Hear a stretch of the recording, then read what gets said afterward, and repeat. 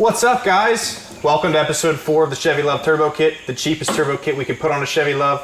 Today, we're going to be trying to get this thing ready for the exhaust shop because it needs to be there tomorrow. We have an appointment at our local exhaust shop. Our boy Brad's going to get us hooked up with a downpipe, and we're going 2.5 inch all the way back.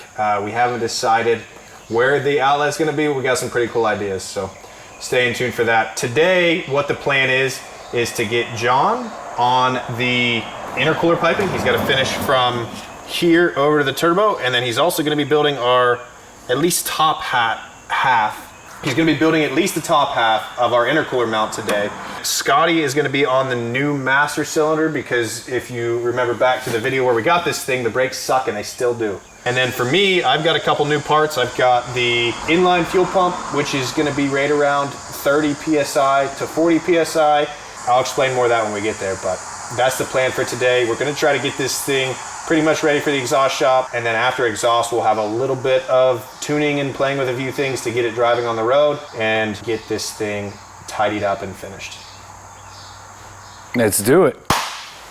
Scotty, you want to see some new parts? I sure do. This fuel pump's actually meant to run an LS, but it was super cheap. Fuel pump, I think I had $30 in. And then this is our rising rate fuel pressure regulator. So let's have a little science. Let's have a little breakdown. So what this does, the fuel pressure coming in to this will be somewhere in the range of 30 to 50 PSI, depending on which way we set this pump up. Now, what this screw here does is there's a diaphragm inside. When you adjust this screw, it adjusts your base fuel pressure. Your base fuel pressure for a carbureted car should be somewhere in the 4 to 9 PSI range. So we need to keep it there, but that's at atmospheric pressure. So the difference between atmospheric pressure and what we're doing with this turbo is the boost pressure on the other side of your turbo, on the other side of the fuel system, in terms of the carburetor bowl, is going to start rising, and we're going to try to get it up into the possibly 10 to 12 PSI range. Well, when you put 10 to 12 PSI on the other side of your bowl has basically just an open port, which is called your jets, where fuel is released into the intake to make your engine run. The turbo is going to be putting pressure on the other side of that open port, and it has to stay at a positive 4 to 7 PSI inside that bowl compared to what's going on in the intake. So what this port here does is it is a reference of the boost in the intake, and for every 1 PSI of boost that this port sees, it raises your fuel pressure 1 PSI. So that being said, at idle with no boost, this should run 7-ish PSI. Whenever we have, say, 7 PSI of boost, this should allow 14 PSI to be in our bowl. I bought 2 AN to 3/8, and I thought I bought 8 AN. These look like 6s. Oh yeah, those are tiny boys. So luckily I did actually need one because this returns. Look, when you get the cheapest parts, there's not a whole lot of description going on. And the description's usually wrong. And the description was just actually wrong. Okay. We're just gonna be running a plain Jane fuel system on the way over there. We should do a to Amazon and then like a Batman. Yeah. 6 AN. That's what I ordered. Man, what a dummy. Did they tell you the right thing? They told me the right thing, and then I was just dumb anyway. I'll take 2 of those, please. 2 of your finest AN to 3/8 barbs, please. $10 a piece, dude. I mean, honestly. Check it out. We have our variable rate fuel pressure regulator on the original bracket that was for our washer fluid that sits here. We're not going to be using washer fluid. We're going so fast that the rain won't hit the windshield. This now will slide right there. Then I'm going to get an AN90 and an AN90. What do you think, Scott? I think it looks great. What are you doing? I am removing the heater core thing. Hoses?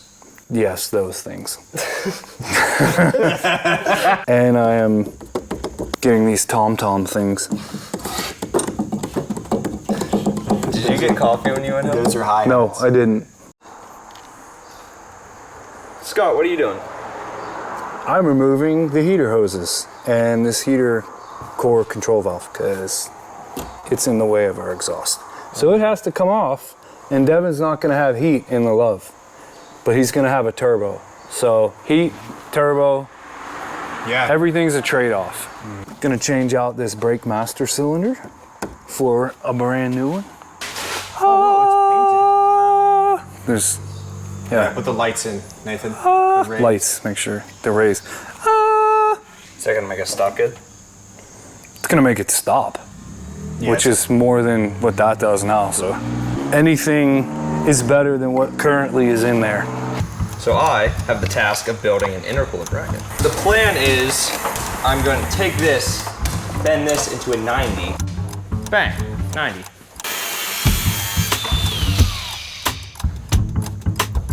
Something like that. And then drill a little hole right there. And then this already is threaded, so I can just find a bolt for that, that'll be easy. But something like this, make this into a 90, drill a hole here, drill a hole here.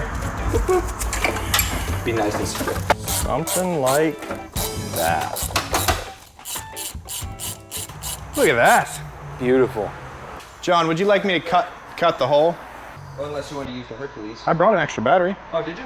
Oh, Well, Scott, didn't you bring an extra battery? it's right here. Damn.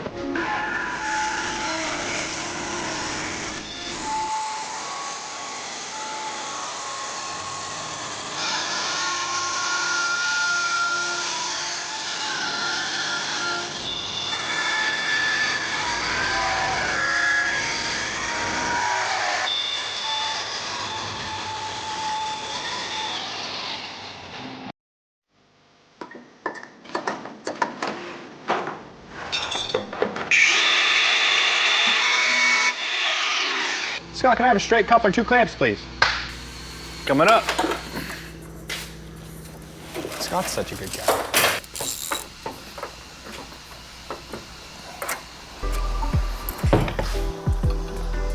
Pipes.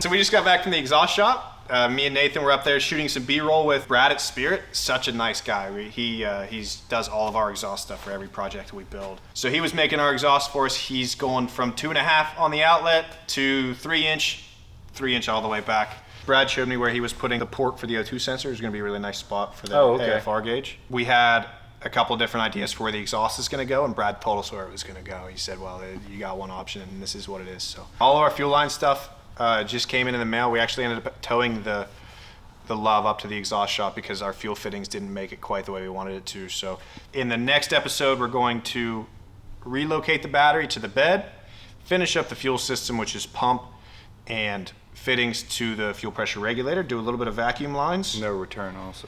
Yeah, we have to make a return to the tank, so we're gonna have to get into there and do that. Yep. We're going to set up that AFR gauge, and then we're gonna take it for the first drive and see what our AFRs are. Hopefully we have decent AFR, and then we're gonna start with our modifications to our carburetor to richen it up a little bit when we're under boost.